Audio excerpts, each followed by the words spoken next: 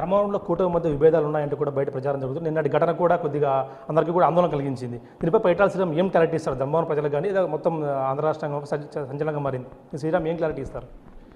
మా దగ్గర ఇక్కడ ఎటువంటి సమస్యలు లేవండి. గతంలో చాలాసార్లు చెప్పాము, ఇప్పుడు చెప్తున్నాం, ఎటువంటి సమస్యలు లేవు. అన్ని రకాలుగాను బాగానే కలిసి మాట్లాడుకుని ఏదైనా సరే ఒక డెసిషన్ మీదనే వెళ్తున్నాము. ఇది చిన్న చిన్నవి జరుగుతా అంటే మామూలే, ఒక నలుగురు ఒక కుటుంబం అన్నాక ఎట్లా జరుగుతాయి ఆ రకంగా చిన్న చిన్న ఇష్యూస్ జరుగుతాయి. దానిని కొంచెం ఎలివేట్ చేసి దానిని బయట చూపించడం వలన ఏదో జరిగిపోతుంది ఇక్కడ అనే ఒక ఫీలింగ్ అనేది కలిగే పరిస్థితి వస్తుంది. కానీ ఇక్కడ ఏమీ లేవు. నిన్న జరిగింది కూడా నిన్న జనరల్గా మాట్లాడడానికి పొరపాటు ఏదైనా గొడవ జరుగుతుందేమో అనే భయంతో పోలీసులు అక్కడ ముందే ఉండడము వీళ్ళని అడ్డుకిచ్చడం వలన అది ఇష్యూ వేరే రకంగా టర్న్ అయిపోయి ఫ్లేరప్ అయింది తప్ప వేరే రకంగా అదేది మినిస్టర్ గారితో మాట్లాడడానికే మొత్తం ఎవరైనా సరే వెళ్ళింది అక్కడికి. జనరల్ కూర్చొని మామూలుగా ఎట్లా వచ్చిన ప్రతిసారి వెళ్తారు, ఏదో కొత్తగా ఏం వెళ్ళట్లా.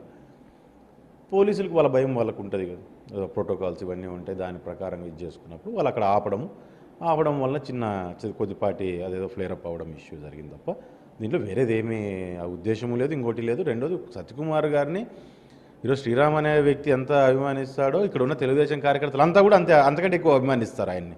సో ఆయన మీద ఆ గౌరవం కానీ అభిమానం కానీ పూర్తి స్థాయిలో వీళ్ళందరికీ ఉంది. సో ఆయన మీద గొడవ చేయడము లేదంటే ఆయన అవమానపరచడం అనేది ఎటు రకంగానే ఉంది.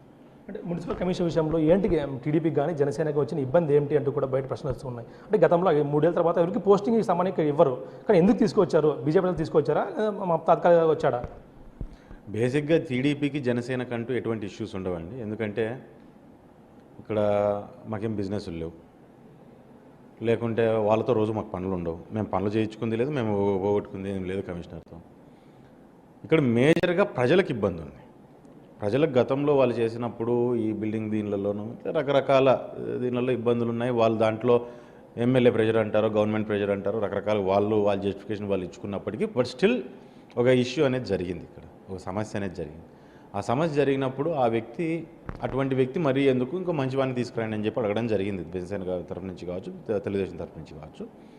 అది జనరల్ ట్రాన్స్ఫర్స్లో బై మిస్టేక్గా అది పడిపోవడం జరిగింది. ఇక్కడ పడ్డం వలన అది అక్కడిక్కడికి పడ్డము, దాన్ని మళ్ళీ వరదలు రావడం వల్ల మొత్తం విజయవాడలో యంత్రాంగం అంతా కూడా హెడ్ క్వార్టర్లో మొత్తం అంతా కూడా దాని మీద కాన్సన్ట్రేట్ చేయడం, దాని నుంచి డిలే అవుతూ వచ్చింది. డిలే అవ్వడం వలన కొంచెం ఇది రకరకాల మాటలకి అది తావుతీసింది తప్ప వేరే రకంగా ఏం లేదు.